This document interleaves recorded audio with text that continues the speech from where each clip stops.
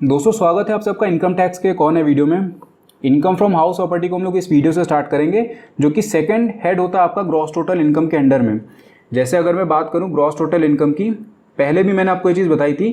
तो gross total income में total 5 head हम लोगों के पास में होते हैं। एक होता है इनकम फ्रॉम सैलरीज, एक होता है इनकम फ्रॉम हाउस प्रॉपर्टी, एक होता है in profit and gain from business or profession, ठीक है, बिजनेस और प्रोफेशन। एक होता है कैपिटल गेन और एक होता है अदर सोर्सेज। तो इन 5 हेड की इनकम को जब हम टोटल करते हैं तो हमको मिलती है ग्रॉस टोटल इनकम, और इसमें से जब हम हटा देते हैं डिडक्शन को जो 80C से लेके 80U के बीच में दिए, तो हम लोगों को मिल जाती है अपनी टैक्सेबल इनकम। तो देखिए जो 5 हेड थे, इन 5 हेड में से एक हेड का हम लोग ऑलरेडी कवर कर चुके हैं, जो है इनकम फ्रॉम सैलरीज।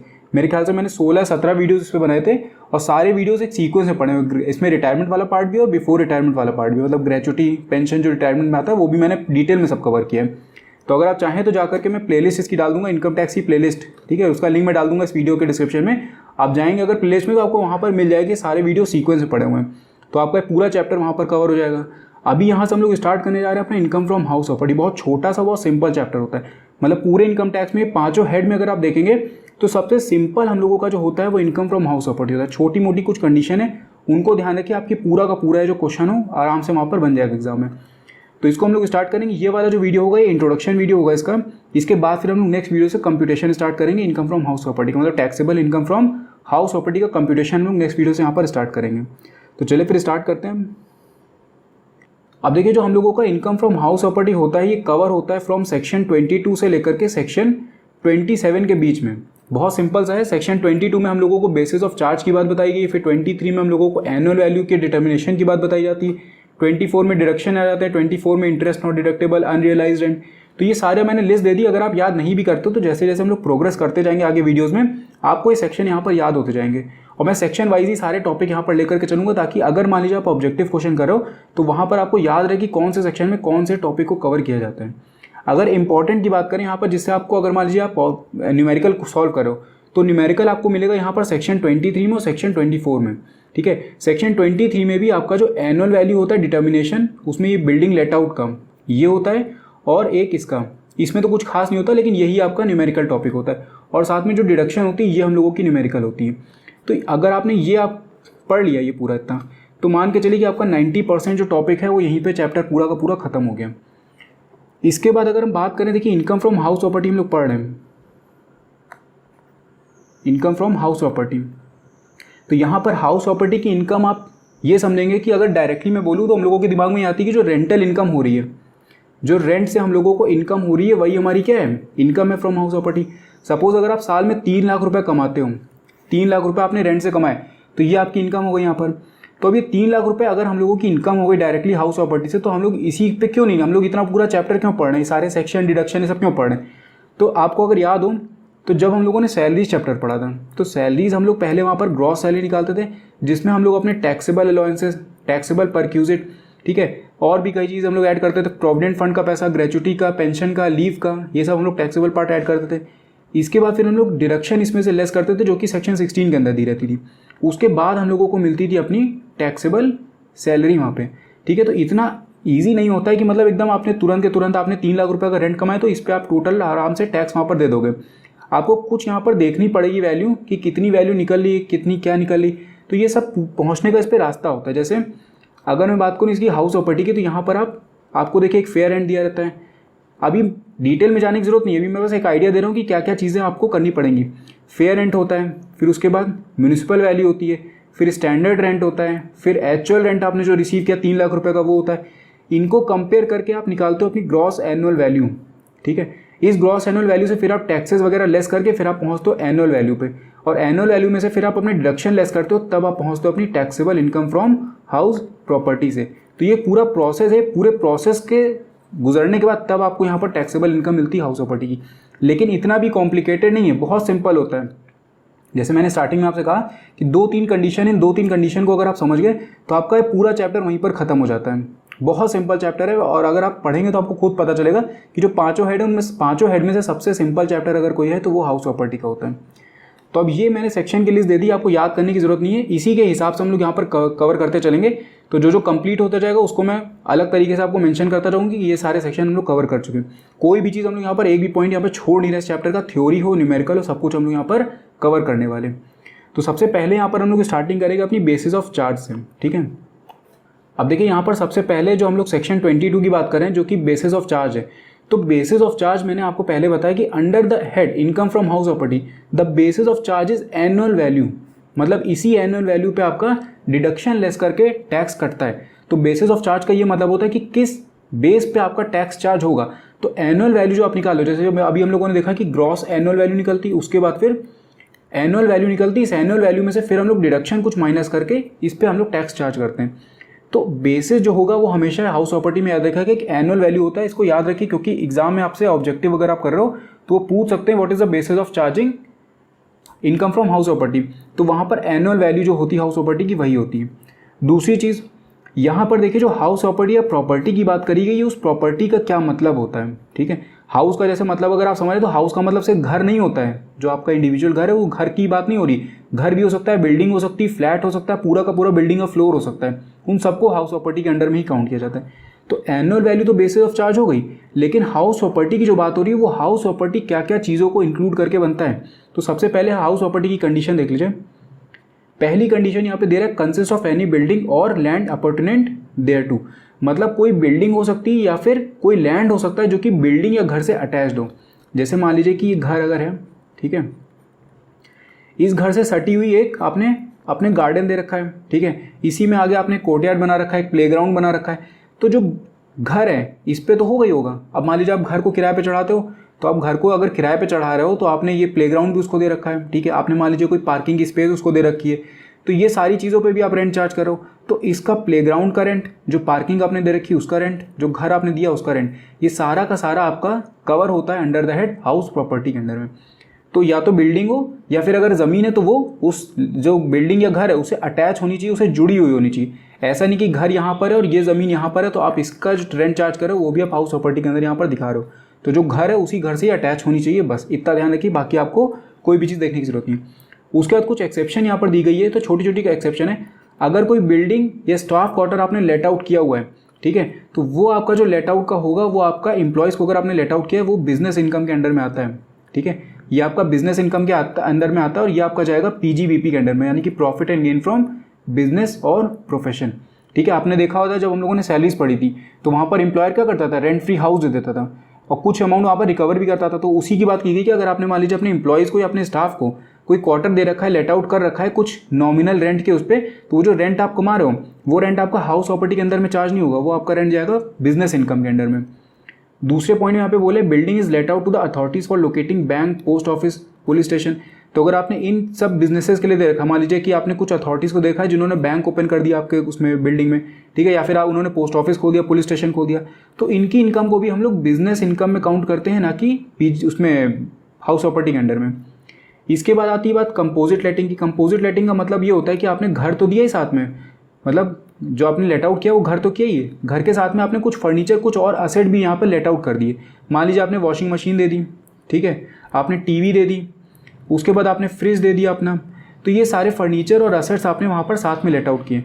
अब एक चीज़ का इसमें ये ध्यान रखिएगा कि अगर मान लीजिए घर और ये जो असेट है, ठीक है, जो होम और प्लस ये जो असेट है, अगर इनके रेंट को आप सेपरेट कर पा रहे हो, मतलब आप ये बता पा रहे हो कि हाउस के लिए आप कितना चार्ज करो और इन असेट के लिए आप कितना रेंट चार्ज करो, तो आप इस हाउस की जो रेंटल इनकम होगी वो आप उसमें हाउस प्रॉपर्टी में चार्ज कर दो, और जो असेट की होती है वो अदर सोर्सेज में यहाँ पर चली जाती है। लेकिन अगर इनसेपरेबल है रेंट, मतलब आप ये नहीं बता पा रहे हो कि आप घर के लिए कितना चार्ज करो और आप इन असेट के लिए कितना चार्ज करो, तो उस केस में पूरा का पूरा जो रेंट आप यहाँ पर चार्ज कर रहे हो वो चला जाता है अदर सोर्सेज में, ना कि हाउस प्रॉपर्टी के अंडर में। तो इसी की बात इसीलिए यहाँ पर ये एक्सेप्शन के अंडर में आए हैं। इसके बाद लास्ट में बोले पेइंग गेस्ट एकोमोडेशन। अगर पेइंग गेस्ट आपने रखा हुआ उससे आप अगर रेंट रिसीव करो तो वो भी बिजनेस इनकम के अंडर में आएगा, ना कि हाउस प्रॉपर्टी के अंडर में। तो बस सिंपल सी कुछ कंडीशन है, बेसिक थ्योरी है, क्योंकि अगर ऑब्जेक्टिव क्वेश्चन आप करें तो वहाँ पे आपसे पूछ सकते हैं कि बिल्डिंग और staff quarter let out to the employees comes under which head of the income, which head of the gross total income. तो उस केस में आपको ये चीज़ याद होनी चाहिए। तो ये हम लोगों ने पहला पॉइंट देख लिया, ठीक है। इसके बाद दूसरे पॉइंट में देखिए क्या बोले, पहले पॉइंट और दूसरे पॉइंट को लिंक करके पढ़िए। पहले पॉइंट में बोला consist of any building or land appurtenant thereto of which assessee is the owner, जिनका ओनर जो है वो असेसी होना चाहिए, जिसकी आप इनकम को असेस कर रहे हो।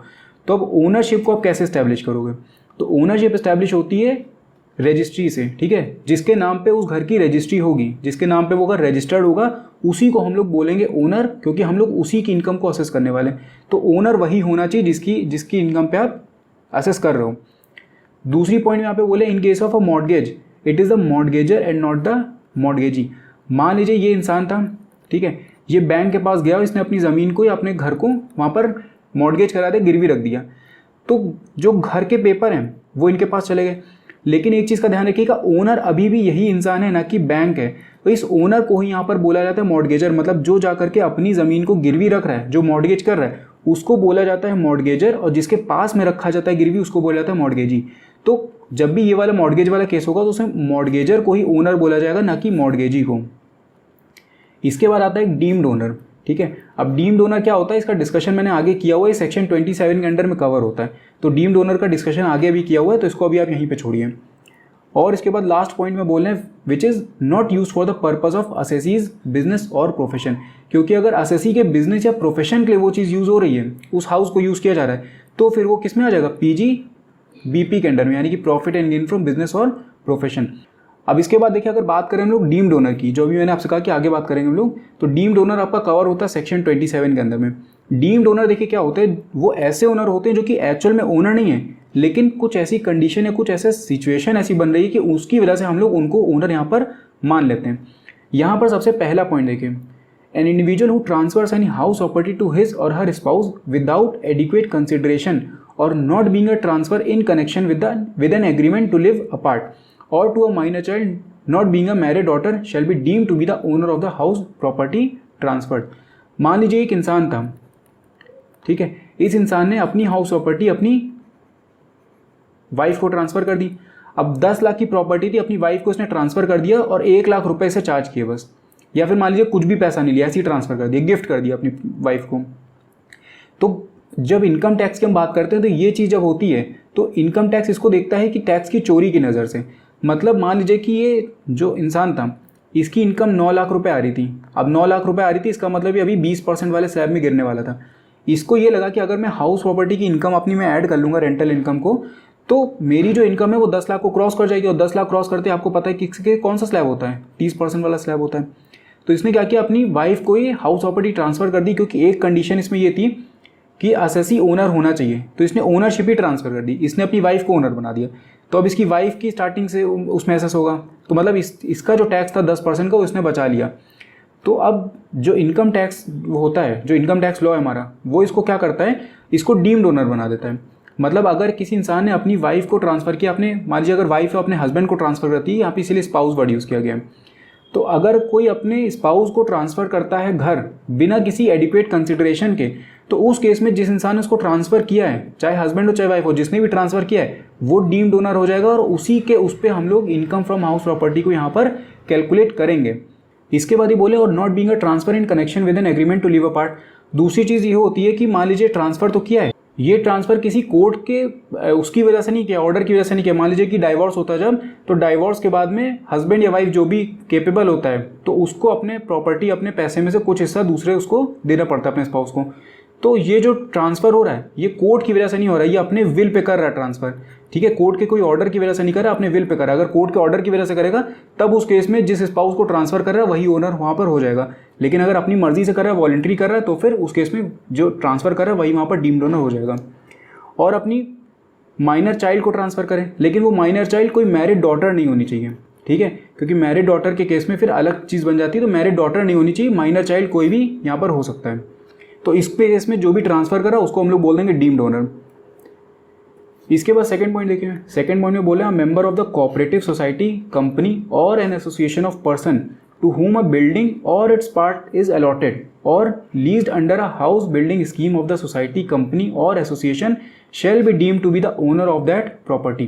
तो कोई भी कोऑपरेटिव सोसाइटी हो गई, कंपनी हो गई, एसोसिएशन ऑफ पर्सनस हो गया, इनको कोई बिल्डिंग या फिर उस बिल्डिंग का कोई पार्ट अलॉट किया गया था या फिर लीज पे दिया गया था अंडर अ स्कीम, ठीक है, under a house building scheme of the society, company और एसोसिएशन। तो इस केस में इन कोऑपरेटिव सोसाइटी, कंपनी या फिर एओपी को हम लोग बोलेंगे deemed owner of the property. इसके बाद थर्ड पॉइंट देखिए क्या बोल रहे हैं, a person who is allowed to retain the possession of any building in part performance of a contract shall be deemed to be the owner of that property. तो अगर किसी इंसान को पार्ट परफॉर्मेंस की वजह से किसी बिल्डिंग को रिटेन करने के लिए दिया गया है, तो उस केस में जिस पर्सन को रिटेन करने के लिए दिया गया है उस बिल्डिंग को, उसको हम लोग बोलेंगे deemed owner of that property और बिल्डिंग। फोर्थ पॉइंट में देखिए क्या बोला, person having lease right in a property under a lease extending to 12 years और मोर in aggregate including the term for which the lease may be extended shall be deemed to be the owner of the property। तो अगर 12 साल या 12 साल से ज़्यादा अगर कोई लीज एग्रीमेंट जो है वो एक्सटेंड होता है, तो उस केस में जिसके पास में लीज है राइट्स, ठीक है, लीज राइट जिसके पास में है उसको हम लोग बोल देंगे deemed owner of the property. इसके बाद नेक्स्ट पॉइंट में देखिए क्या बोल रहा है, if a person takes a land on lease and constructs a house upon it he will be deemed to be its owner. अगर कोई इंसान लीज पे लेता है किसी लैंड को, किसी ज़मीन को, और उस पर घर कंस्ट्रक्ट कर लेता है, बना लेता है, तो उस घर का जो मालिक होगा वो वही इंसान माना जाएगा जिसने उस लैंड को लीज पे लिया गया था। और लास्ट में यहाँ पर आ रहा है डिस्प्यूटेड ओनरशिप। अब ज़मीन का झगड़ा आप जानते हैं कि कई बार होता रहता है, दो भाइयों में हो गया या फिर फैमिली में कोई बवाल चल रहा है, तो डिस्प्यूटेड ओनरशिप के केस में यहाँ पे क्या बोल रहे हैं, if the title of ownership is disputed in a court of law the recipient of rental income or the person who is in the possession of the property as the owner is treated is the owner of the house property. मान लीजिए दो भाई हैं, ठीक है, ये दो भाई आपस में लड़ रहे हैं ज़मीन को लेकर के या कोई लैंड को लेकर के, तो इनमें से कोई ना कोई तो रेंटल इनकम या किसी ना किसी के नाम पे तो ज़मीन होगी। मान लीजिए इसके नाम पे प्रॉपर्टी थी, ये वाला क्लेम कर रहा है कि ये प्रॉपर्टी इसके नाम पे नहीं, ये प्रॉपर्टी मेरे नाम पे करके गए थे, इनके जो पापा या मम्मी जो भी थे वो इनके नाम पे करके गए थे। तो अब ज़मीन जिसके नाम पे होगी, मतलब वो जो घर है जिसके नाम पे होगा, या फिर जो उस रेंटल इनकम को रिसीव कर रहा है अभी, तो उस केस में उसी इंसान से वो टैक्स चार्ज किया जाएगा। ऐसा नहीं कि अगर कोर्ट में केस गया हुआ है उस बिल्डिंग या उसको लेकर के, हाउस को लेकर के, तो जब ये केस रिजॉल्व होगा उसके बाद हम लोग फिर टैक्स चार्ज करेंगे, ऐसा नहीं होता है। अगर किसी के भी नाम पे है और अगर वो इनकम मान लीजिए रिसीव कर रहा है या फिर अगर उसी के नाम पे है, तो उसी की इनकम में ये पूरा की पूरी जो हाउस प्रॉपर्टी की इनकम है वो ऐड हो जाएगी, चाहे कोर्ट में केस चले चाहे कोई भी बवाल हो। टैक्स का जो चार्जिंग होती है वो वहाँ पर रुकती नहीं है। तो ये हम लोगों ने देख लिया कि किस तरीके से यहाँ पर डीम्ड ओनर में क्या क्या पॉइंट आते हैं। तो ये हम लोगों का डीम्ड ओनर कवर हो गया। अब इसके बाद कुछ एग्जेम्पशन होती है जो कि हाउस प्रॉपर्टी के अंदर आपको पता होनी चाहिए। तो देखिए दो तरीके की एग्जेम्पशन यहाँ पर होती हैं। एक तो ऐसी होती है कि जिसमें आपकी इनकम में इंक्लूड ही नहीं होगा। एग्जेम्पशन का मतलब क्या हुआ, उस इनकम पे आपको टैक्स नहीं देना है। तो यहाँ पर दो तरीके से एग्जेम्पशन दी जाती है। एक तो वो होगी जहाँ पर income is not included in the gross total income. तो आपकी जो GTI है, ठीक है, जो आपका इनकम फ्रॉम हाउस प्रॉपर्टी है, उसमें उस इनकम को ऐड ही नहीं की जाएगी, यानी कि वो पूरी की तरह पूरी की पूरी जो इनकम होगी वो एग्जेम्प्ट कर दी जाएगी। दूसरे केस में क्या होता है कि उस इनकम को ऐड तो करते हैं हम लोग, लेकिन उसमें कुछ ना कुछ डिडक्शन वहाँ पर डाल देते हैं। जैसे हम लोगों ने एंटरटेनमेंट अलाउंस की जब बात करी थी सैलरीज में, तो एंटरटेनमेंट अलाउंस जो होता है वो पहले सबकी सैलरी में ऐड हो जाता है। जो ग्रॉस सैलरी आप बनाते हो उसमें आप इसको ऐड कर देते हो। लेकिन फिर जो गवर्नमेंट एम्प्लॉयज़ होते हैं, उन गवर्नमेंट एम्प्लॉयज़ के केस में इस एंटरटेनमेंट अलाउंस का क्या मिल जाता है, डिडक्शन मिल जाता है। तो ये एग्जाम्पल होगा यहाँ पर सेकेंड पॉइंट का। यहाँ पर क्या होता है कि पहले ग्रॉस टोटल इनकम में ऐड किया गया, लेकिन उसके बाद उसकी डिडक्शन दे दी गई फ्रॉम ग्रॉस टोटल इनकम। कुछ कंडीशन को ध्यान में रख के डिडक्शन वहाँ पर अलाउ कर दी जाती। तो ये दो तरीके से एग्जेम्पशन मिलती है। छोटा सा पॉइंट है, इसको भी डिस्कस कर लेते हैं। फुली एग्जेम्प्टेड इनकम की अगर बात करें तो देखिए क्या होता है, income from a farm house. अब फार्म हाउस का एक केस याद रखिएगा कि फार्म हाउस आपका एग्रीकल्चरल इनकम में आता है, ठीक है। लेकिन इस एग्रीकल्चरल इनकम में फार्म हाउस की इनकम को लाने के लिए कुछ कंडीशन ध्यान में रखनी होती है। जैसे मान लीजिए कि जो फार्म हाउस है वो कल्टीवेटर का होना चाहिए, जो किसान है उसी का वो फार्म हाउस होना चाहिए। उसके बाद जो एग्रीकल्चरल लैंड है उसके पास में सिचुएटेड होना चाहिए। तो कई कंडीशन होती है, कंडीशन मत याद रखिए। जब एग्रीकल्चरल इनकम वाला वीडियो हम लोग करेंगे तो वहाँ पर मैं आपको इसके बारे में डिटेल में बताऊंगा। अभी बस आप ये याद रखिए कि जो income from a farm house है वो फुली एग्जेम्प्टेड इनकम के अंदर में आता है, इनकम फ्रॉम हाउस प्रॉपर्टी में। उसके बाद सेकेंड पॉइंट में बोले annual income of one palace of x Indian ruler. तो एक पैलेस से होने वाली जो इनकम होगी, मतलब एक पैलेस की जो एनुअल वैल्यू उनकी होगी, क्योंकि बेसिस ऑफ चार्ज क्या होता है, एनुअल वैल्यू होता है। तो एक पैलेस की जो एनुअल वैल्यू होगी वो यहाँ पर एग्जेम्प्ट हो जाएगी, कोई भी टैक्स यहाँ पर उस पर नहीं देना है। उसके बाद फिर क्या बोला, income from a property owned by local authority, political party, trade union, ठीक है, scientific research association, charitable trust, university, hospital. तो इनकी जो प्रॉपर्टी होगी उस पर भी कोई टैक्स यहाँ पर नहीं लगने वाला है। इसके बाद डी पॉइंट में बोले income from a property use for assessees own business or profession. तो ये एक्सेप्शन में था हम लोगों के, अगर आपको याद हो हम लोगों ने इसको एक्सेप्शन में डिस्कस किया था। ये कवर होता है आपका PGBP में, ठीक है। तो ऐसा नहीं है कि ये इस पर टैक्स आपको देना ही नहीं, इस पर टैक्स आपको हाउस प्रॉपर्टी में नहीं देना है, लेकिन PGBP में आपको यहाँ पर टैक्स देना पड़ेगा। इनकम फ्रॉम हाउस प्रॉपर्टी में पूरी की पूरी इनकम जो है एग्जेम्प्ट हो जा रही है यहाँ पे। उसके बाद income from two self occupied house. तो इनकम जो होगी टू सेल्फ ऑक्यूपाइड हाउस की यहाँ पर वो एग्जेम्प्ट हो जाती है, क्योंकि इसका आपको डिडक्शन मिलता है। अभी मैं आपको दिखाऊंगा चार्ट, एक जब अभी दिखाऊंगा आगे वीडियो में, तो वहाँ पर आपको समझ में आएगा कि सेल्फ ऑक्यूपाइड के केस में किस तरीके से इनकम को असेस किया जाता है। पहले ये 1 होता था, अब लेकिन 2 हो गया, क्योंकि यहाँ पर 2 हाउस के लिए दिया जाता है, लेकिन लिमिट नहीं बढ़ाई गई है। तो जब हम लोग सेल्फ ऑक्यूपाइड वाला वीडियो करेंगे तो वहाँ पर डिटेल में आपको बताऊंगा इसके बारे में। अभी आप बस ये समझिए कि income of 2 self occupied house यहाँ पर एग्जेम्प्ट हो जाती है इनकम। और लास्ट पॉइंट में बोले income from the house meant for self residence but could not be occupied throughout the previous year on account of his service, business or profession at any other place. तो self residence के लिए तो आप घर को use कर रहे थे, लेकिन आप उसमें रह नहीं पाए हो, मतलब वो घर आपका खाली रह गया, आप उसको ऑक्यूपाई नहीं कर पाए, क्योंकि आपका जो बिजनेस आप कर रहे थे या फिर आप अगर कहीं सर्विस कर रहे थे, आपका प्रोफेशन था वो किसी और सिटी में था या किसी और दूसरे स्टेट में था, तो वहाँ पर आपको जाकर के रहना पड़ा काम करने के लिए। तो आप अपने जो घर जिसको आप सेल्फ ऑक्यूपाइड रखने वाले थे वो आपका घर खाली पड़ा रह गया, तो उससे होने वाली कोई भी इनकम जो होगी वो अभी आपकी यहाँ पर एग्जेम्प्ट हो जाती है। तो ये हम लोगों ने देखा कि कौन कौन सी इनकम को फुली एग्जेम्प्टेड माना जाएगा यहाँ पे। इसके बाद कौन कौन सी इनकम का डिडक्शन मिल जाता है, तो 2 ही तरीके की हैं, दोनों इनकम कोऑपरेटिव सोसाइटी से रिलेटेड है।